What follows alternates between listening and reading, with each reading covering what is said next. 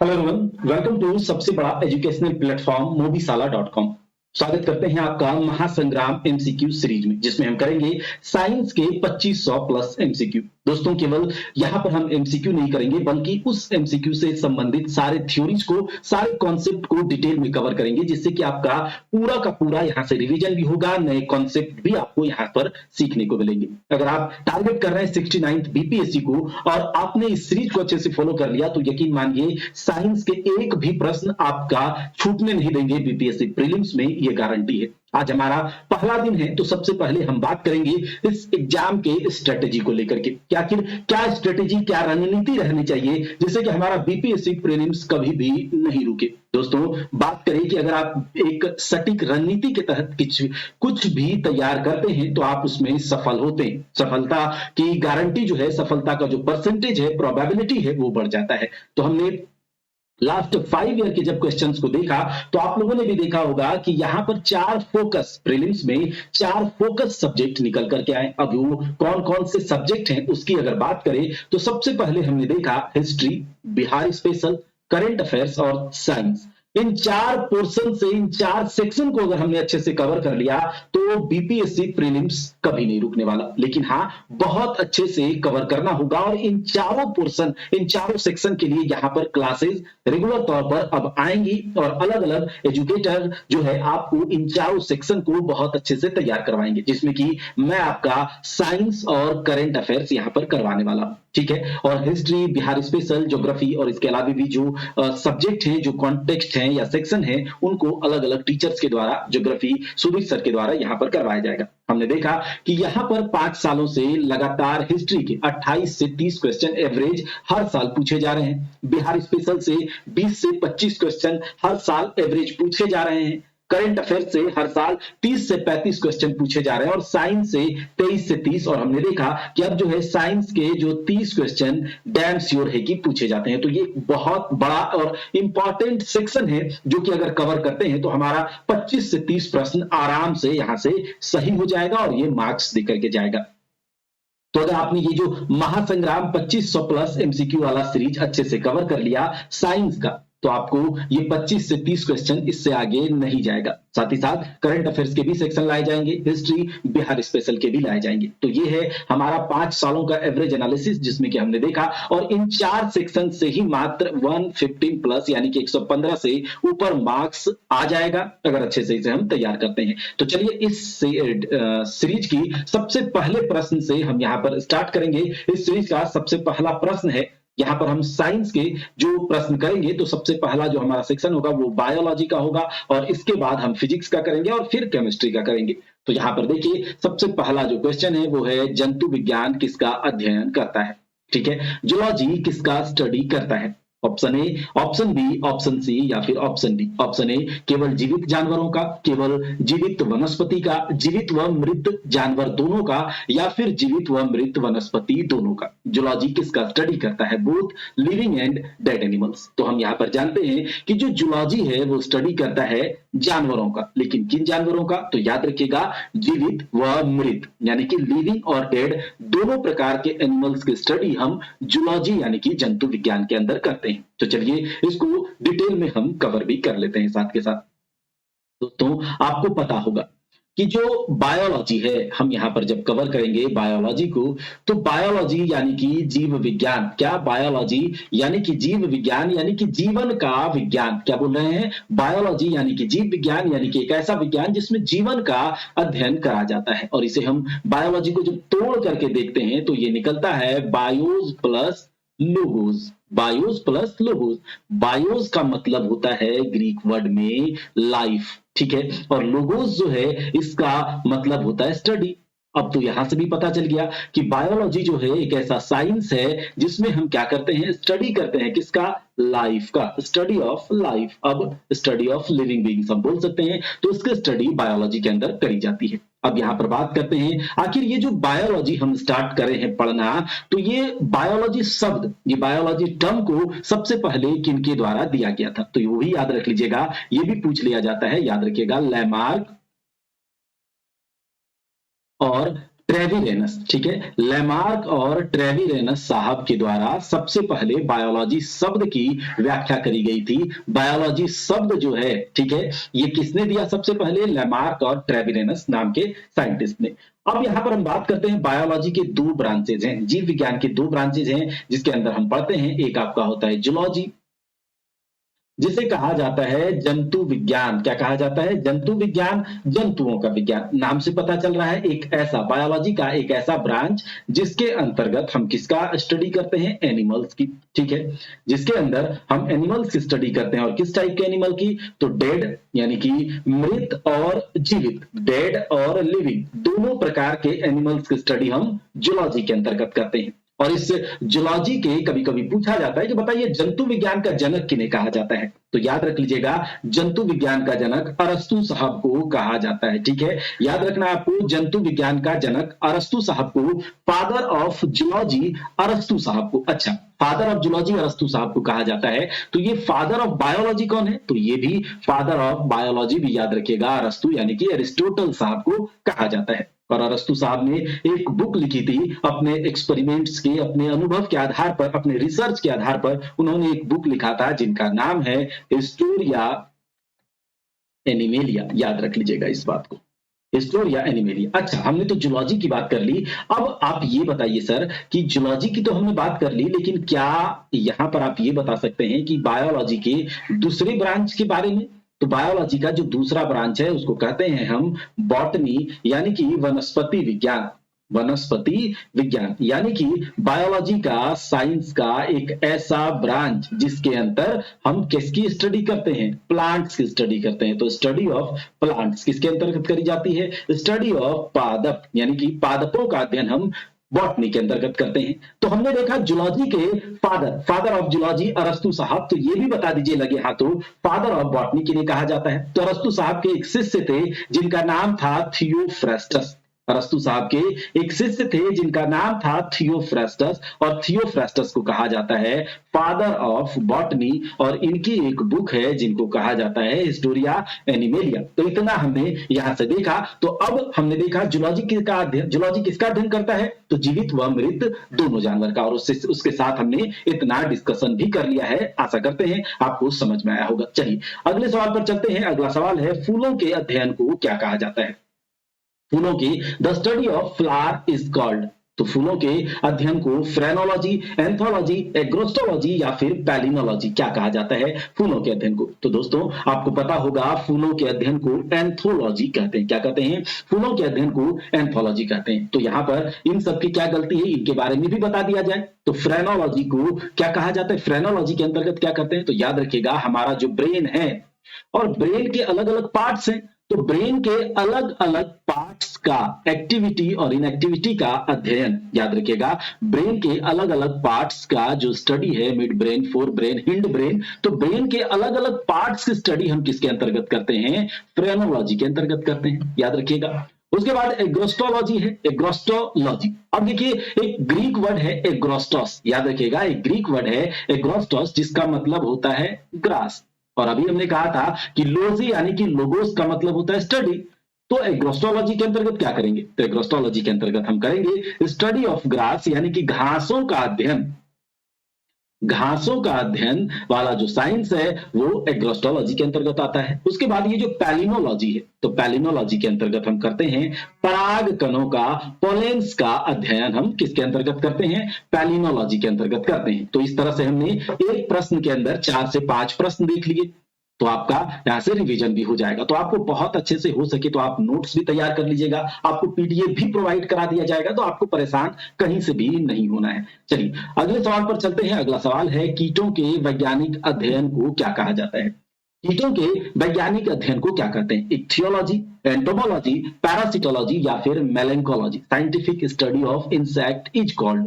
तो याद रखिएगा, साइंटिफिक स्टडी ऑफ एक जो इंसेक्ट्स है उन्हें हम एंटोमोलॉजी के अंतर्गत करते हैं। एंटोमोलॉजी याद रखिएगा, एंटोमोलॉजी के अंतर्गत क्या करा जाता है? कीटों का वैज्ञानिक अध्ययन क्या होता है? एंटोमोलॉजी याद रख लेना है। तो इसका सही जवाब हो जाएगा एंटोमोलॉजी। उसके अलावा ये जो इक्थियोलॉजी है इसके अंतर्गत क्या करते हैं? तो याद रखिएगा, फिश, मछलियों का स्ट्रक्चर, मछलियों का स्ट्रक्चर, उसके फंक्शन याद रखना है, उसके फंक्शन, उसके कार्य की, उनका आकार की, ठीक है, उसका अध्ययन हम इक्थियोलॉजी के अंतर्गत करते हैं। पैरासाइटोलॉजी, पैरासिटोलॉजी, देखिए आपने सुना होगा पैरासाइट्स। अब पैरासाइट्स क्या होता है, जिस थाली में खाता है उसी थाली में छेद करने वाला होता है ये पैरासाइट्स। और पैरासाइट यानी कि परजीवी अपने भोजन या फिर अपने जीवन के लिए दूसरे पे डिपेंडेंट रहना, उसके अंदर जाना, उससे लाभ भी लेना और उसको हानि भी पहुंचाना। जिस थाली में खाता है उसी थाली में छेद करता है। हम एक एक करके देखेंगे तो आगे चलेंगे, धीरे धीरे हमारा कार्य वहां बढ़ते चलेगा और सारे जो कॉन्सेप्ट है वो हमारा क्लियर होते चलेगा। लेकिन पैरासाइट्स हम जानते हैं, तो पैरासाइट्स का जो अध्ययन होता है, परजीवियों का जो अध्ययन होता है, वो हम पैरासिटोलॉजी के अंतर्गत करते हैं। तो याद रखिएगा, स्टडी ऑफ पैरासाइट्स, ये हम पैरासिटोलॉजी के अंतर्गत करते हैं। ये जो मेलेंकोलॉजी के अंतर्गत क्या करा जाता है, तो याद रखिएगा मेलेंकोलॉजी के अंतर्गत आपने सुना होगा मोलस्का, ठीक है, मोलस्का संघ के जीव, मोलस्का संघ के जीव जो होते हैं वो कवच युक्त होते हैं, उसके ऊपर एक सेल होता है। तो याद रखिएगा मोलस्का संघ के ऊपर जो सेल होता है उसकी स्टडी जो हम करते हैं वो मेलेंकोलॉजी के अंतर्गत करते हैं। तो ये तो हमने देख लिया यहां तक। अब देखिए यहां कहा जा रहा है पैलियोबॉटनी, ठीक है, पैलियोबॉटनी। अब पैलियोबॉटनी के अंतर्गत किसका अध्ययन करा जाता है, तो दोस्तों हम यहां पर आपको बता दें कि पैलियोबॉटनी के अंतर्गत हम अध्ययन किसका करते हैं, क्या जंतु जीवाश्म का यानी कि एनिमल फॉसिल्स का, एल्गी का, फफूंदी, मेल्ड्यू का, या फिर इनमें से कोई नहीं। तो पैलियोबॉटनी के अंतर्गत प्लांट फॉसिल यानी कि पादप जीवाश्मों का अध्ययन करा जाता है। लाखों करोड़ों साल से दबे कुचले जो पादप है, जो प्लांट्स है, जो ट्रीज है, ठीक है, धरती के लेयर्स के अंदर, उनका जो स्टडी करा जाता है वो पैलियोबॉटनी के अंदर, पैलियो वनस्पति के अंतर्गत करा जाता है। तो क्या कहीं ऑप्शन में है प्लांट फॉसिल, नहीं है, तो ये ऑप्शन डी सही हो जाएगा, इनमें से कोई नहीं। अब यहां हम जानते हैं फफूंदी यानी कि एक प्रकार का फंगस होता है, और फंगस की स्टडी किसके अंतर्गत करा जाता है दोस्त, फंगस की स्टडी जो है, ये फंगस की स्टडी जो हम करते हैं उस साइंस को क्या कहा जाता है, तो आपको पता होगा फंगस का जो स्टडी है उस साइंस को माइकोलॉजी कहते हैं, याद रख लीजिएगा, माइकोलॉजी। अच्छा, उसके अलावा सवाल यानी कि एल्गी का अध्ययन किसके अंतर्गत करा जाता है, फाइकोलॉजी। इसका फाइकोलॉजी के अंतर्गत हम किसका अध्ययन करते हैं, एल्गी का अध्ययन करते हैं। अच्छा, प्लांट फॉसिल तो पैलियोबॉटनी है, लेकिन एनिमल फॉसिल का अध्ययन किसके अंतर्गत करते हैं, तो याद रख लीजिएगा पैलियोबायोलॉजी, पैलियोबायोलॉजी, पैलियोबायोलॉजी के अंतर्गत एनिमल फॉसिल्स का अध्ययन करते हैं। तो इतना हमने यहां से देखा है। अब अगले सवाल पर चलते हैं, रेशम कीट पालन को क्या कहते हैं। देखिए इस टाइप के सवाल एग्जामिनेशन में पूछ लिए जाते हैं, इस के पालन को, उसके स्टडी को। तो ये जो हमारा इंट्रोडक्शन है, आज हमारा पहला क्लास है, तो इस टाइप के क्वेश्चन आप देख रहे हैं। रेशम कीट पालन यानी कि सिल्क वर्म रियरिंग, यानी कि रेशम कीट पालन को क्या कहा जाता है, तो रेशम कीट पालन को कहा जाता है सेरीकल्चर। दिमाग में घुसा लीजिए, सेरीकल्चर यानी कि रेशम कीट पालन, सिल्क वर्म रियरिंग यानी कि रेशम कीट पालन। अच्छा, एपीकल्चर। अब इसके अलावा ये जो ऑप्शन है इनकी क्या गलती है, इनके बारे में भी बात कर लीजिए, नहीं तो ये रूठ जाएंगे, तो रूठने को मनाना हमारा काम है। तो चलिए, एपीकल्चर यानी कि आपको पता होगा ग्रीक वर्ड है एपीज, और एपीज का मतलब होता है बीज यानी कि मधुमक्खी। हनी बी के बारे में आपने सुना होगा, तो हनी बी का पालन, हनी बी का जो पालन है, मधुमक्खी पालन जो है वो एपीकल्चर के अंतर्गत कहते हैं, ठीक है। मधुमक्खी पालन को क्या कहा जाता है, एपीकल्चर, ये याद रख लीजिएगा, ठीक है। हनी बी रियरिंग, ये बात हो गया। हॉर्टिकल्चर के अंतर्गत हम क्या करते हैं, तो हॉर्टिकल्चर के अंतर्गत बागवानी, बाग बगीचा, इन सब का अध्ययन हॉर्टिकल्चर के अंतर्गत करते हैं। फ्लोरिकल्चर के अंतर्गत क्या करते हैं, सजावट वाले, घर द्वार में जो डेकोरेटिव फ्लावर्स आते हैं, सजावट वाले फूलों का अध्ययन, याद रखिएगा, सजावट वाले फूलों का अध्ययन जो है ये हम करते हैं फ्लोरिकल्चर के अंतर्गत। तो याद रख लीजिएगा, एपीकल्चर के अंतर्गत मधुमक्खी पालन यानी कि हनी बी रियरिंग, हॉर्टिकल्चर के अंतर्गत बागवानी, sericulture silk worm rearing, floriculture सजावट वाले फूलों का अध्ययन। इतना देखा, आगे चलते हैं, देखते हैं सब्जी के लिए काम आने वाले पौधों के अध्ययन को क्या कहा जाता है। The study of plant used for vegetables is called floriculture, pomology, horticulture या फिर ओलेरिकल्चर। तो देखिए कभी कभी क्या होगा कि आपको ऑप्शन से एलिमिनेट करने भी आना चाहिए। सबसे पहले हम देखते हैं फ्लोरिकल्चर, तो अभी हमने देखा कि सजावट वाले फूलों के अध्ययन को कहा जाता है फ्लोरिकल्चर, ये हमने देखा, तो ये तो हो ही नहीं सकता। चलिए, पोमोलॉजी के अंतर्गत फ्रूट्स, याद रखिएगा, फलों की खेती जो है पोमोलॉजी के अंतर्गत करते हैं, याद रख लीजिएगा, तो ये भी नहीं हो जाएगा। हॉर्टिकल्चर अभी हमने देखा बागवानी, तो बचा क्या भाई साहब, बचा ओलेरिकल्चर। अब ओलेरिकल्चर के अंतर्गत याद रखिएगा सब्जी के लिए काम आने वाले पौधों के अध्ययन को क्या कहा जाता है, ओलेरिकल्चर कहा जाता है। तो ये बात हमने देखा। आगे देखिए विटीकल्चर के द्वारा निम्न में से कौन एक उत्पादित होता है, तो याद रखना है which one of the following is produced by viticulture. तो विटीकल्चर नाम आते ही आपको याद रखना है ग्रेप्स, अंगूर की खेती, याद रखना है ग्रेप्स। तो यहां से ऑप्शन डी हो जाएगा। अभी हमने देखा शहद यानी कि हनी बी के बारे में आपको बताना है कि हनी बी के अध्ययन को क्या पालन को क्या कहा जाता है, हनी बी रियरिंग एपीकल्चर। उसके बाद ये जो केचवा है, जो अर्थवर्म है, इसके पालन को, इसके अध्ययन को क्या कहा जाता है, वर्मीकल्चर, याद रखिए। और सिल्क वर्म रियरिंग को क्या कहा जाता है, तो सेरीकल्चर कहा जाता है।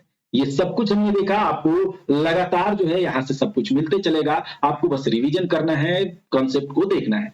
जेरोंटोलॉजी, अब देखिए इस टाइप के सवाल भी पूछे जाते हैं। तो नाम जैसे ही जेरोंटोलॉजी आएगा आप क्या कहेंगे कि जेरोंटोलॉजी के अंतर्गत किसकी स्टडी करी जाती है। Gerontology is related to the study of which of the following. Gerontology के अध्ययन किसकी स्टडी करी जाती है, तो याद रखिएगा जब हम लोग बूढ़े होते जाएंगे, ओल्ड में, तो वृद्धावस्था का अध्ययन, ठीक है, ओल्ड एज का अध्ययन जो है वो हम किसके अंतर्गत करते हैं, जेरोंटोलॉजी के अंतर्गत करते हैं। ठीक है, याद रख लेना इस बात को। चलिए अगले सवाल पर चलते हैं। अगला सवाल है जेनेटिक्स निम्न में से किसका अध्ययन है। Genetics is the study of which of the following. Genetic के अंदर किसका अध्ययन करा जाता है, तो जेनेटिक्स का मतलब क्या होता है, अनुवांशिकता, हेरिडिटी, और एक पीढ़ी से दूसरे पीढ़ी में जो प्रॉपर्टीज का, जो गुणों का वेरिएंस होता है। मान के चलिए हमारे फादर में जो भी प्रॉपर्टीज है, ऐसा नहीं है कि उनके बच्चों में और उनके बच्चों के बच्चों में सेम प्रॉपर्टीज है, उसमें कुछ वेरिएशंस देखने को मिलता है। कहता है ना कि नेक्स्ट जनरेशन जो होगा हमसे तेज होगा, उनमें कुछ वेरिएशंस आएंगे। तो ये जो जेनेटिक्स यानी कि हेरिडिटी, अनुवांशिकता, कुछ हेरिडिटी गुण आते हैं और उसमें कुछ चेंजेज होते हैं, तो ये है जेनेटिक्स के अंतर्गत हम इसका अध्ययन करते हैं। तो किसका, अनुवांशिकता और विचरण यानी कि हेरिडिटी और वेरिएंस का करते हैं इसी के अंदर, जेनेटिक्स के अंदर। उसके अलावा ये सब जो है मेंडल का नियम, जैव विकास, ये सब हम एक एक करके देखेंगे कि मेंडल जो है, मेंडल ने किसके बारे में बात करा, मेंडल एवोल्यूशन, जैव विकास के अंदर कौन कौन से, लैमार्क, डार्विन, ह्यूगो डिवरीज ने क्या क्या सिद्धांत दिया है जैव विकास इसको लेकर, इवोल्यूशन को लेकर के, ये सब कुछ हम देखेंगे। चलिए अगले सवाल पर चलते हैं। अगला सवाल है वृद्धावस्था। अब फिर से वही बात, वृद्धावस्था और काल प्रभावन के विषय में ज्ञान प्राप्त करने की विद्या को क्या कहते हैं। तो अभी हमने देखा वृद्धावस्था, ओल्ड एज, जैसे ही आएगा आप जेरोंटोलॉजी को मारेंगे टिक और आगे बढ़ेंगे। उसके अलावा यहाँ पर देखिए ऑन्कोलॉजी है। अब ऑन्कोलॉजी के अंतर्गत याद रखिएगा कैंसर और ट्यूमर का अध्ययन करा जाता है। ठीक है, ऑन्कोलॉजिस्ट, कभी कभी आपने सुना होगा कि चलो ऑन्कोलॉजिस्ट से मिलकर के आते हैं, वो अच्छे ऑन्कोलॉजिस्ट हैं। तो कैंसर, ट्यूमर, इन सब की स्टडी किसके अंतर्गत करी जाती है, तो याद रख लीजिएगा ऑन्कोलॉजी के अंतर्गत। टेरोटोलॉजी के अंतर्गत क्या करा जाता है, अब देखिए शरीर का ग्रोथ, बॉडी का ग्रोथ, बॉडी का डेवलपमेंट में कुछ रुकावट आती है, चाहे मैक्रोन्यूट्रिएंट्स या फिर माइक्रोन्यूट्रिएंट्स की कमी के कारण या फिर कुछ अन्य कारण से, हेरिडिटी के कारण शारीरिक ग्रोथ में जो रुकावट है उनकी स्टडी करी जाती है टेरोटोलॉजी के अंतर्गत, याद हो गया होगा। ऑर्निथोलॉजी के अंतर्गत बर्ड्स की स्टडी करी जाती है, स्टडी ऑफ बर्ड्स, याद रख लेंगे, स्टडी ऑफ बर्ड्स ऑर्निथोलॉजी के अंतर्गत। अब लॉजी आ रहा है तो एक दो लॉजी और कर लेते हैं। हर्पेटोलॉजी, हर्पेटोलॉजी के अंतर्गत किसकी स्टडी करी जाती है भाई साहब, हर्पेटोलॉजी के अंतर्गत याद रखिएगा स्टडी ऑफ एम्फीबियंस, एम्फीबियंस यानी कि पानी में भी और जल में भी और थल में भी रहने वाले जो जीव हैं उन्हें एम्फीबियंस कहते हैं। और स्टडी ऑफ एम्फीबियंस जो है ये हर्पेटोलॉजी के अंतर्गत हम करते हैं। अब हर्पेटोलॉजी की बात आई तो सर्पेटोलॉजी भी बोल दीजिए। अब सर्पेटोलॉजी के अंतर्गत हम सर्पों का, स्नेक्स का, इन सब का अध्ययन करते हैं हर्पेटोलॉजी के अंतर्गत। तो ये इतना हमने यहां से देखा है। अगले सवाल पर चलते हैं। अगला सवाल है पैडोलॉजी निम्न में से किसके वैज्ञानिक अध्ययन से संबंधित है। तो पैडोलॉजी जैसे ही नाम आएगा आप क्या बोलेंगे, तो स्टडी ऑफ सॉइल, ठीक है, स्टडी ऑफ सॉइल यानी कि मिट्टी का अध्ययन, मिट्टी का, मृदा का अध्ययन जो है ये पैडोलॉजी के अंतर्गत हम करते हैं, स्टडी ऑफ सॉइल। अच्छा, बीजों का अध्ययन को क्या कहा जाता है, याद रख लीजिएगा, बीजों यानी कि सीड्स का अध्ययन हम करते हैं स्पर्मोलॉजी के अंतर्गत। ठीक है, स्पर्मोलॉजी को बीज का अध्ययन कहा जाता है। पृथ्वी पर सबसे पुराना जीव कौन सा है, नीलहरित शैवाल, कवक, अमीबा, युगलीना या फिर ऑप्शन ई कोई नहीं या एक से अधिक। अब ये पृथ्वी पर सबसे पुराना जीव, जब हम बायोलॉजिकल क्लासिफिकेशन आपको पढ़ाएंगे, यानी कि जो जीवों का वर्गीकरण पढ़ाएंगे, तो हम वहां पर देखेंगे कि किस प्रकार से जीवों का जो एक विस्तार हुआ है, डे बाय डे जो डेवलपमेंट हुआ है, किस प्रकार से सबसे पहले मोनेरा, मोनेरा जगत के 5 किंगडम जब क्लासिफिकेशन देखेंगे, मोनेरा, उसके बाद प्रोटिस्टा, फिर फंजाई, फिर प्लांटे, तब एनिमेलिया। तो सबसे पहले जो आया, एक एक करके जो डेवलपमेंट हुआ, सबसे पहले मोनेरा। और मोनेरा जगत में भी किसको रखा गया? मोनेरा जगत में सारे के सारे बैक्टीरियाज को रख दिए गए। यानी कि सबसे पहले इस पूरे धरती पर अगर कोई आया है तो बैक्टीरिया, यानी कि जीवाणु आए हैं, बैक्टीरिया आया है मोनेरा जगत के सारे जीव जंतु। और इन बैक्टीरियाज में भी सबसे पहले अगर कोई आया है तो वो आया है ब्लू ग्रीन एल्गी, नील हरित शैवाल, जिसे कि हम साइनोबैक्टीरिया के नाम से भी जानते हैं।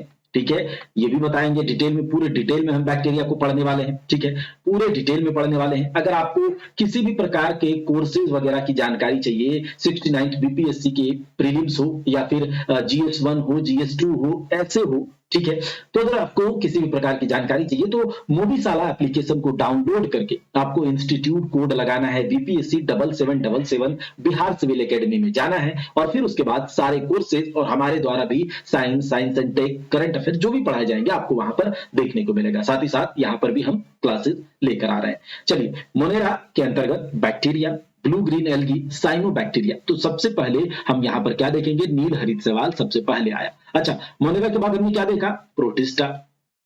प्रोटिस्टा के बाद फंजाई, तो प्रोटिस्टा के बाद फंजाई, और फंजाई के बाद प्लांट एनिमलिया। तो फंजाई यानी कि कवक जो है, ये किसके अंतर्गत है? ठीक है, फंगस, फंजाई ग्रुप में। ठीक है, उसके अलावा ये जो अमीबा है, यह एक प्रोटिस्टा ग्रुप, प्रोटिस्टा किंगडम के अंदर आने वाला एक जीव है, जिसे प्रोटिस्ट कहते हैं, और यूग्लिना भी प्रोटिस्टा के अंतर्गत आता है। लेकिन कभी कभी आपसे पूछा जाएगा कि प्लांट और एनिमल, पादप और जंतुओं के बीच की कड़ी किन्हें कहा जाता है? तो प्रोटिस्टा जगत के अंतर्गत आने वाला एक जीव है प्रोटिस्ट, यूग्लिना को। यूग्लिना को प्लांट और एनिमल के बीच का लिंक कहा जाता है, क्योंकि ये दोनों प्रकार से भोजन बनाता है। प्लांट जो है वो ऑटोट्रॉप्स होते हैं, स्वपोषी होते हैं, उन्हें प्रकाश संश्लेषण के द्वारा खुद से भोजन बनाता है, और जो एनिमल्स होते हैं वो हेट्रोट्रॉफ होते हैं, दूसरे पर डिपेंडेंट रहता है। तो यूग्लिना जो है ये ऑटोट्रॉफ भी है और हेट्रोट्रॉफ भी है, यानी कि मिक्सोट्रॉफिक, ये दोनों तरह से। अगर इसको सूर्य का प्रकाश मिलेगा, सनलाइट मिलेगा, तो ये भोजन बना लेगा खुद से, और नहीं मिलेगा तो किसी पर डिपेंडेंट रहेगा। तो ये दोनों तरह से काम करता है। कैसे डेवलपमेंट होता है, क्या होता है, ये सब हम देखेंगे। लेकिन आप प्लांट और एनिमल के बीच की कड़ी आप इस प्रोटिस्ट को मानेंगे, किन्हें? यूग्लिना को। याद रख लेंगे, ठीक है, इस बात को। तो इतना हमने यहां से देखा है। अगले सवाल पर चलते हैं। अगला सवाल है, डार्विन का नाम आप लोगों ने सुना होगा, डार्विन साहब का। अब डार्विन साहब ने एक सिद्धांत दिया था जैव विकास को लेकर, कि किस प्रकार से जैव विकास हुआ है, डेवलपमेंट कैसे ग्रेजुअली डे बाय डे जो ऑर्गेनिज्म में, लिविंग ऑर्गेनिज्म में देखने को मिला है। तो डार्विन ने एक सिद्धांत दिया था अपने जैव विकास में, प्राकृतिक वर्णनवाद, यानी कि थ्योरी ऑफ नेचुरल सिलेक्शन। अब उनका जो पूछा जा रहा है कि बताइए, प्राकृतिक वर्णनवाद जो डार्विन का सिद्धांत है, थ्योरी ऑफ नेचुरल सिलेक्शन, वो किस पर आधारित है? उन्होंने अपने सिद्धांत में कौन कौन से टर्म्स को यहां पर शामिल किया था? तो आप लोगों ने सबसे पहले तो ये लगा देना है सी, सर्वाइवल ऑफ द फिटेस्ट, क्योंकि आप लोगों ने सुना है कि जो सबसे फिटेस्ट होगा वही सर्वाइव करेगा, और फिर उसी का जो है जीव प्रजाति जाति, उसी का जनरेशन बढ़ते जाएगा। सर्वाइवल ऑफ द फिटेस्ट आपने सुना है, आप लगा देंगे। लेकिन नहीं, ये गलत हो जाएगा। याद रखिएगा, उनके द्वारा दिया गया है ओवर प्रोडक्शन। अगर कोई जीव जंतु, कोई स्पीसीज ओवर प्रोडक्शन करता है तो वो भी क्या होगा? अपने जीव जंतु को बढ़ाएगा, अपने डेवलपमेंट को बढ़ाएगा, आगे बढ़ेगा, उसका भी जनरेशन क्या होगा? बढ़ेगा। ओवर प्रोडक्शन भी इन्होंने दिया था। उसके अलावा struggle for existence and variations, यानी कि आपको अगर अपना एग्जिस्टेंस चाहिए, चाहे आप ये किसी भी वर्ल्ड में, किसी भी एरा में बात कर ले, अगर आपको अपना एग्जिस्टेंस चाहिए होता है तो आपको स्ट्रगल करना ही करना है। क्या आप लोग अभी स्ट्रगल नहीं कर रहे? क्या जॉब लगने के बाद स्ट्रगल नहीं करेंगे? तो स्ट्रगल हर समय है, स्ट्रगल करेंगे तभी आप आपका एग्जिस्टेंस या फिर आप एग्जिस्ट कर पाएंगे इस लिविंग वर्ल्ड में। ठीक है, तो ये भी उन्होंने दिया था। और सर्वाइवल ऑफ द फिटेस्ट, तो तीनों दिया है, तो ऑप्शन डी हो जाएगा उपयुक्त सभी, ऑल ऑफ द अबव। ठीक है, अब देखिए, डार्विन साहब के द्वारा एक बुक लिखी गई थी, ओरिजिन ऑफ स्पीसीज, अपने जैव विकास के सिद्धांत में। तो पुस्तक ओरिजिन ऑफ स्पीसीज किसके द्वारा लिखी गई है, किनके द्वारा लिखी गई है? तो आप कहेंगे डार्विन साहब के द्वारा लिखी गई है। क्या बोलेंगे? डार्विन साहब के द्वारा ओरिजिन ऑफ द स्पीसीज लिखी गई है। साथ ही साथ हम देखेंगे, जब बायोलॉजिकल क्लासिफिकेशन, जब जीवों का वर्गीकरण देखेंगे, तो वहां हम देखेंगे कैरोलस लिनियस साहब का नाम वहां पर हम सुनेंगे कि 2 किंगडम क्लासिफिकेशन, यानी कि द्विजगत वर्गीकरण, इन्होंने दिया है प्लांट एनिमिलिया, तो लिनियस साहब ने दिया। इसके पहले भी दिया गया है लेकिन ये नोटिफाई किया गया लिनियस साहब। लेमार्क साहब का जैव विकास का सिद्धांत लेमार्क साहब ने दिया। और लेमार्क साहब की एक बुक है, याद रख लीजिएगा,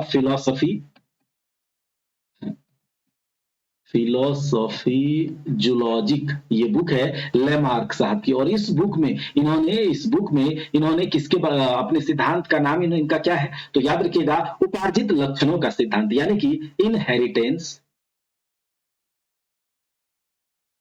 इनहेरिटेंस ऑफ एक्वायर्ड कैरेक्टरिस्टिक्स। तो ये जो उपार्जित लक्षणों का सिद्धांत है लेमार्क साहब के द्वारा दिया गया था, जिसमें कि उन्होंने बताया था कैसे सांप के पैर गायब हो गए धीरे धीरे करके, जिराफ का गर्दन कैसे लंबा हो गया। तो ये सब जो सिद्धांत है जैव विकास का, लेमार्क साहब ने दिया है। और डार्विन साहब की बुक हमने अभी देखी। ठीक है, चलिए अब देखते हैं विकासवाद का सिद्धांत, एवोल्यूशन का जो थ्योरी है वो किनके द्वारा यहाँ पर इन चारों में से पारित किया था। तो अभी हमने देखा डार्विन साहब का Darwinism, theory of natural selection. अगले सवाल पर चलते हैं। आधुनिक मनुष्य के हाल का पूर्वज, the recent ancestor of modern man. अभी आधुनिक मनुष्य कौन है? हम लोग हैं, होमोसेपियंस है। होमोसेपियंस को आधुनिक मानव, मॉडर्न मैन कहा जाता है। अब आपसे अगर पूछा जाए कि आप अपने घर के जो है जो भी आप अपने घर के जो जनरेशन के, इस जनरेशन के हैं, आपसे जस्ट पीछे वाला जनरेशन आपके फादर का है, उनसे जस्ट पीछे का जनरेशन आपके दादाजी का है, तो क्या ये जो जनरेशन एक पीढ़ी से दूसरी पीढ़ी में आ रहा है, क्या उसमें कुछ चेंजेस नहीं होगी, कुछ वेरिएशंस नहीं होगा सेम तो नहीं होगा। जनरेशन टू जनरेशन कुछ वेरिएशंस होते हैं, कुछ हेरिडिटी के साथ भी आता है। तो हम यहाँ पर पूछा जा रहा है कि जो आधुनिक मनुष्य, जो एक पूरा जो तबका है होमोसेपियंस का, इसके जस्ट पहले के मनुष्य हाल का पूर्वज का नाम क्या दिया गया है? क्या वो जावा मनुष्य है, क्या वो क्रो मैग्नन मानव है, या फिर क्या वो नियंडरथल है, या पैकिंग मैन है? बताइए क्या है भाई साहब। तो यहां पर हम कहेंगे होमोसेपियंस से जस्ट पहले का जो मानव जिसका नाम दिया गया है, याद रखेंगे क्रो मैग्नन। होमोसेपियंस के जिस टाइप का स्ट्रक्चर है, शरीर का स्ट्रक्चर, स्कल का स्ट्रक्चर, उसके जो भी कैरेक्टरिस्टिक्स वगैरह है, इनको और इनसे पहले जस्ट क्रो मैग्नन, एक फ्रांस में एक जगह है क्रो मैग्नन नाम करके, वहां पर एक इंसानी खोपड़ी मिला। और उसको जब इस तरह से खोपड़ी मिला है, जब उसको अच्छे से एग्जामिन करा गया, तो हमें पता चला कि ये होमोसेपियंस से जस्ट पहले के मानव है, और उनका नाम दे दिया गया क्रो मैग्नन मानव। याद रखिएगा। अब ये आर्कियोप्टेरिक्स क्या है? क्या आपने कभी जो हॉलीवुड की मूवीज देखी है क्या? हॉलीवुड के मूवीज आपने देखे होंगे, तो बड़े बड़े पक्षी जो कि उड़ रहे हैं, पक्षी मुंह से आग फेंक रहे हैं, तो ये सब जो है ये यहीं से आया है, याद रखिएगा। तो आर्कियोप्टेरिक्स याद रखना है कि जो क्या यह आर्कियोप्टेरिक्स कोई पक्षी है? पक्षी तो है भाई साहब, आर्कियोप्टेरिक्स पक्षी तो है, ठीक है, लेकिन ये क्या है? क्या जुरासिक युग का सर्व पुरातन पक्षी है, earliest bird of Jurassic era, या फिर जुरासिक काल का सरीसृप है, ट्रियासिक काल का सरीसृप है, ट्रियासिक तथा जुरासिक दोनों कालों का सरीसृप है? ये क्या है? देखिए यहाँ पर हम जब पढ़ेंगे, डेवलपमेंट पढ़ेंगे, किस प्रकार से कल्प, महाकल्प, ये सब, तो हम देखेंगे कि सीनोजोइक एरा में क्या हुआ, पैलियोजोइक में क्या हुआ, मेसोजोइक में क्या हुआ, और भी बहुत सारे। तो यहाँ पर एक महाकल्प है जिसका नाम है मेसोजोइक, आप लोगों ने सुना भी होगा, मेसोजोइक महाकल्प। अब मेसोजोइक महाकल्प को बांटा गया है 3 कल्प में, 3 एरा में, 3 युगों में। एक है आपका इसमें ट्रियासिक युग, उसके बाद दूसरा है आपका जुरासिक युग, जुरासिक, आपने जुरासिक वर्ल्ड देखा भी होगा, जुरासिक युग, और तीसरा है क्रिटेशियस। ठीक है, तो ये 3 कल्प में, मेसोजोइक महाकल्प को 3 कल्पों में बांटा गया है। कौन कौन सा? ट्रियासिक, जुरासिक और क्रिटेशियस। ठीक है, याद रखना है। अब देखिए ये मेसोजोइक महाकल्प के ट्रियासिक काल में क्या होता है, ट्रियासिक कल्प में क्या होता है? सबसे पहले डायनासोर, याद रखिएगा, सबसे पहले डायनासोर की जो उपस्थिति है, डायनासोर की जो उत्पत्ति है, ये ट्रियासिक काल में होता है। ठीक है, डायनासोर की। उसके बाद जुरासिक काल में आते आते सबसे पहले कहा जाता है कि जुरासिक काल में, मेसोजोइक महाकल्प के जुरासिक युग में पहली पक्षियों का, पहले बर्ड्स वगैरह का जो उत्पत्ति है, यही जुरासिक काल में हुआ। और डायनासोर जो है इस कल्प में, इस जुरासिक युग में डायनासोर जो है बहुत तगड़े तरीके से इसका डेवलपमेंट हुआ, उन्नत अवस्था में डायनासोर पहुंच गए। और क्रिटेशियस काल आते आते क्या होता है? कहा जाता है कि इस पृथ्वी पर बड़े बड़े आग के गोले बरसे और डायनासोर विलुप्त हो गए। याद रखिएगा, क्रिटेशियस काल आते आते डायनासोर की विलुप्ति हो गई। अब ये जो पक्षी है, पहले बर्ड्स वगैरह, आर्कियोप्टेरिक्स वगैरह, इसी जुरासिक काल में, जो कि सर्वपुरातन अर्लीस्ट बर्ड है, तो याद रखेंगे कि आर्कियोप्टेरिक्स क्या है, जुरासिक युग का सर्वपुरातन पक्षी। मेसोजोइक महाकल्प है और 3 कल्प है, ट्रियासिक, जुरासिक और क्रिटेशियस। ठीक है, अब चलिए अगला सवाल पर चलते हैं। अगला सवाल है डायनासोर। अभी हमने देखा डायनासोर क्या थे।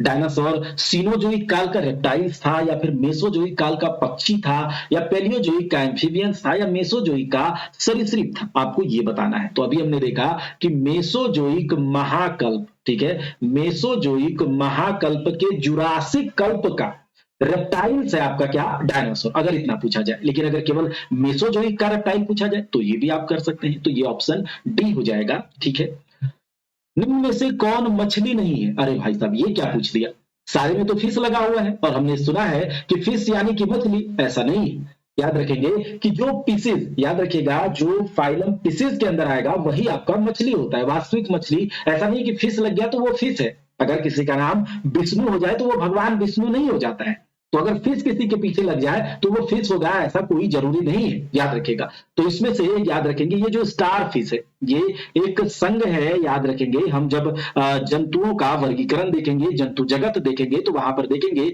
सारे फाइलम्स को। तो एक फाइलम है इकाइनोडर्मेटा, याद रखिएगा, इकाइनोडर्मेटा। और इकाइनोडर्मेटा संघ के अंदर वाले जीव हैं स्टारफिश, और ये वास्तविक मछली नहीं है। याद रखेंगे, स्टारफिश वास्तविक मछली नहीं है। उसके अलावा साफिश, पाइप फिश, गिटार फिश, ये सब वास्तविक मछलियां हैं। तो याद रखेंगे ऑप्शन ए हो जाएगा, जो कि वास्तविक मछली नहीं है। तो सर ये भी बताते चलिए कि क्या कोई और भी संघ ऐसा है जिसके जीवों को नाम तो मछली जैसा है लेकिन वो मछली नहीं है? तो हाँ, ये भी है, सुन ही लीजिए लगे हाथों। एक है आपका मोलस्का संघ। अब मोलस्का संघ में कुछ ऐसे जीव हैं जिनका नाम मछलियों से मेल खाता है, जैसे कि रेजर फिश। अब ये पूछा जाए कि बताइए रेजर फिश वास्तविक मछली है, तो आप कहेंगे नहीं, क्योंकि ये मोलस्का संघ के अंदर का जीव है। कटल फिश, ये मोलस्का के अंदर है, तो फिश तो नाम है लेकिन ये वास्तविक मछली नहीं। और उसके साथ ही साथ डेविल फिश। क्या आपने कभी ऑक्टोपस देखा है? देखा तो होगा, कोरोना के टाइम में बहुत आया था कि चाइनीज जो ऑक्टोपस को भी खा जाते हैं। और ये तो डेविल फिश वगैरह जो है ये मोलस्का संघ के जीव हैं, और ये वास्तविक मछलियां नहीं। साथ ही साथ ऑर्थ्रोपोडा, जीव जगत का, जंतु जगत का सबसे बड़ा संघ ऑर्थ्रोपोडा। और ऑर्थ्रोपोडा के अंतर्गत भी कुछ जीव हैं जिसका नाम मेल खाता है किससे, मछलियों से, लेकिन वो मछली नहीं है। जैसे कि क्रेफिश, आपने झींगा मछली खाया होगा, तो ये झींगा मछली नहीं है वास्तविक, ये क्या है, ऑर्थ्रोपोडा संघ का एक जीव है, क्रेफिश हो गया। इसके अलावा एक फिश है, नाम है सिल्वर फिश, ये आपका ऑर्थ्रोपोडा के अंतर्गत आता है, सिल्वर फिश। ठीक है, अब एक आपने सुना होगा जेलीफिश, ये भी वास्तविक मछली नहीं है, जेलीफिश। और ये किस संघ के अंतर्गत आता है? तो निडेरिया, आपने सुना होगा, निडेरिया के अंतर्गत। तो ये इतना है, आप यहां से अगर इतना भी ध्यान रखते हैं तो एक प्रश्न और इतने सारे सवाल हम लोग यहां से कर रहे हैं। अब देखिए, सबसे बड़ा स्तनपायी, सबसे बड़ा मेमेल कौन सा है? देखिए यहां पर वेल मछली, अफ्रीकी हाथी, दरियाई घोड़ा, ध्रुवीय भालू, सब तो मेमेल्स है, लेकिन इनमें से सबसे बड़ा मेमेल जो है वो वेल है। और आपको पता होगा कि वेल जो है यह एक एक्वेटिक मेमल के अंदर ये वेल आता है, और उसमें भी ब्लू वेल का नाम आपने सुना होगा, जो कि सबसे बड़ा स्तनपायी है। अब अगर स्तनपायी की बात आती है तो हम एक यहाँ पर थोड़ा सा इस पर डिस्कशन करते हैं कि जो मेमल्स है वो कितने टाइप के होते हैं। ठीक है, जो मेमल्स हैं, जो स्तनपायी है, वो कितने प्रकार के होते हैं। देखिए यहाँ पर क्या है, मेमल्स यानी कि स्तनपायी। अब मेमल्स जो है ये 3 प्रकार के होते हैं। एक आपने सुना होगा प्रोटोथीरिया, है ना, प्रोटोथीरिया। उसके अलावा यहाँ पर होता है यूथीरिया, और यू का मतलब तो आप लोग जानते ही है ना भाई साहब, यू मतलब होता है सच्चा, डेवलप्ड स्थिति में, यूकैरियोटिक, प्रोकैरियोटिक, तो आपने सुना ही होगा, है ना। और एक आपका होता है मेटाथीरिया। तो ये 3 टाइप के जो मेमल्स होते हैं, इसका क्या क्या प्रॉपर्टीज है और इसे क्या कहा जाता है। देखिए प्रोटोथेरिया जो होता है ये ऐसे मेमल हैं जो अंडे देते हैं, ऐसे स्तनपायी। अगर आपसे पूछा जाए कि बताइए ऐसे स्तनपायी जो अंडे देते हैं, ठीक है, ऐसे मेमल जो अंडे देते हैं, तो याद रखिएगा प्रोटोथेरिया के अंतर्गत अंडे देने वाले स्तनपायी को रखा गया। और ऑस्ट्रेलिया में पाया जाता है एकिडना प्लेटिपस, एकिडना प्लेटिपस, ये सब जो है आपका क्या है, प्रोटोथेरिया के अंदर अंडे देने वाले मेमल्स हैं। यूथेरिया जो कि विकसित बच्चों को जन्म देते हैं। अब तो ये कहा नहीं जाए, आपको बताने का जरूरत नहीं है कि विकसित बच्चों को कौन जन्म देता है, कौन से मेमल्स, ठीक है। इंसान, गाय, कुत्ता, बकरी, ये सब जो है विकसित बच्चों को जन्म देता है, तो ये आपका यूथेरिया के अंतर्गत आता है। और एक है आपका मेटाथेरिया, जो अंडे तो नहीं लेकिन विकसित बच्चों को भी जन्म नहीं देता, ये अविकसित बच्चों को जन्म देता है। और फिर उसके बाद ये अविकसित बच्चों को जन्म देता है और फिर उसे एक विशेष प्रकार की थैली, एक स्पेशल टाइप की थैली होती है जिसको कि मार्सुपियल थैली कहा जाता है, उसमें उन बच्चों को रखते हैं और उसके बाद उसे कुछ दिनों तक वहां पर अच्छे से रख के उसे विकसित करते हैं। जैसे कि आपने देखा होगा कंगाल, तो ये जो है किसके अंतर्गत आता है, मेटाथेरिया मेमल्स के अंदर। तो इतना आपको मेमल्स में याद रखना है। अब यहाँ पर कहा जा रहा है कि उड़ने वाला स्तनपायी कौन है, क्या कोई ऐसा मेमल है जो उड़ता भी है? तो जी हाँ, चमगादड़ जो है यह पक्षी नहीं है, याद रखिएगा। बैट जो है एक पक्षी नहीं है, ये मेमल्स है और ये उड़ता है भाई साहब, है ना। चलिए अब देखिए कहा जा रहा है नृशंस प्राणी। नृशंस प्राणी जैसे ही आएगा तो ऑटर उदबिलाव का नाम आपने सुना होगा, यह नृशंस प्राणी कहा जाता है। अगले सवाल पर चलते हैं। एम्फीबिया, अभी हमने देखा था एम्फीबिया जो कि जल पर भी रहता है और थल पर भी रहता है ना। और एम्फीबियंस के स्टडी को स्टडी ऑफ एम्फीबियंस अभी हमने देखा था। स्टडी ऑफ एम्फीबियंस जो है वो किसके अंतर्गत हम करते हैं, एम्फीबियंस की स्टडी। तो हम ये करते हैं एम्फीबियंस की स्टडी किसके अंतर्गत, हर्पेटोलॉजी, ठीक है, याद रखिएगा हर्पेटोलॉजी। और एम्फीबियंस के बारे में option A, option B, option C, option D, option E क्या होगा? तो ऑप्शन डी जो है जल एवं स्थल दोनों पर रह सकने वाले पशुओं को एम्फीबियंस के अंदर रखा जाता है। चलिए, निम्न में से कौन सा गुण मनुष्य को अन्य सभी वानर गुणों से पृथक करता है? Which one of the following qualities separates a human being from all other monkey qualities? Option A, option B, option C, option D या फिर ऑप्शन ई। क्या जानने की इच्छा प्रकट करना मनुष्य को वानर से अलग करता है, या फिर जो सूंघने की शक्ति होती है उसका और विकसित होना, विपरीत अंगूठा या फिर ठोड़ी का बाहर निकलना, क्या ऐसा गुण है जो मनुष्य और वानर को अलग करता है? तो याद रखिएगा, अगर आपके अंदर जानने की इच्छा है तो आप मनुष्य हैं, अगर नहीं है तो आप मनुष्य नहीं है, याद रखेंगे। तो हमेशा आपके अंदर एक जिज्ञासा होनी चाहिए, डेली कुछ ना कुछ सीखने की प्रवृत्ति है, तो आप एक रियल इंसान है, ठीक है। चलिए अगला देखिए ऑक्टोपस। अभी हमने देखा था ऑक्टोपस जो कि डेविल फिश, ठीक है। और डेविल फिश जो है ये फिश नाम तो है लेकिन वास्तविक मछली नहीं है। ऑक्टोपस मोलस्का संघ का जीव है ना, मोलस्का संघ का जीव। और मोलस्का संघ देखिए संधिपाद जो होता है ये तो ऑर्थ्रोपोड होते हैं और हेमिकोडेटा वगैरह, लेकिन ये जो मृदु कवची, ये जो मोलस्क है ऑक्टोपस किसके अंतर्गत है, मोलस्का संघ के अंतर्गत। और अगर बात करें मोलस्का संघ के जीवों की, अगर आपसे पूछ लिया जाए कि बताइए मोलस्का संघ के जीव, तो मृदु कवची होते हैं, ठीक है। मोलस्का संघ के अंदर आता है आपका ऑक्टोपस, डेविल फिश, ठीक है। तो अगर आपसे पूछा जाए कि बताइए मोलस्का संघ के जीवों का परिसंचरण तंत्र कैसा होता है, सर्कुलेटरी सिस्टम ओपन होता है या क्लोज होता है, तो आप कहेंगे ओपन सर्कुलेटरी सिस्टम होता है। अच्छा, मोलस्का संघ के जीव उत्सर्जन करने के लिए उत्सर्जन अंग या फिर कहा जा रहा है एक्सक्रीटरी ऑर्गेन उसका क्या है, तो याद रखिएगा जैसे इंसानों का है, ह्यूमन बीइंग्स का है, ठीक है, कॉर्डेट्स का है किडनी, वैसे ही मोलस्का का भी किडनी होता है, ठीक है। तो ये मोलस्का का है, हम एक एक करके डिटेल में एक एमसीक्यू के अंदर जितने भी थ्योरीज हो सकते हैं, जितने कॉन्सेप्ट हो सकते हैं वो भी करेंगे। तो आपका एमसीक्यू के साथ साथ थ्योरीज भी कंप्लीट होते जाएगा पूरे डिटेल में, साथ ही साथ आपको थ्योरी भी कराया जाएगा। अगर आपको डिटेल में पढ़ना है साइंस एंड टेक प्री और मेंस दोनों के लिए, साथ ही साथ साइंस के करंट अफेयर्स, जो भी साइंस एंड टेक के करंट जो भी इश्यूज चल रहे हैं, तो अगर आप डाउनलोड करेंगे मोबीशाला एप्लीकेशन को और यूज करेंगे इंस्टीट्यूट कोड BPSC 7777, जिसके बाद आप चले जाएंगे बिहार सिविल एकेडमी में और वहां पर आपको कोर्सेज की जानकारी प्राप्त हो जाएगी और आपको डेली बेसिस पर इस सेशन को, जिसमें कि 2500 प्लस साइंस के क्वेश्चंस हमारे द्वारा कराया जा रहा है और साथ ही साथ करंट अफेयर्स भी कंप्लीट कराया जाएगा।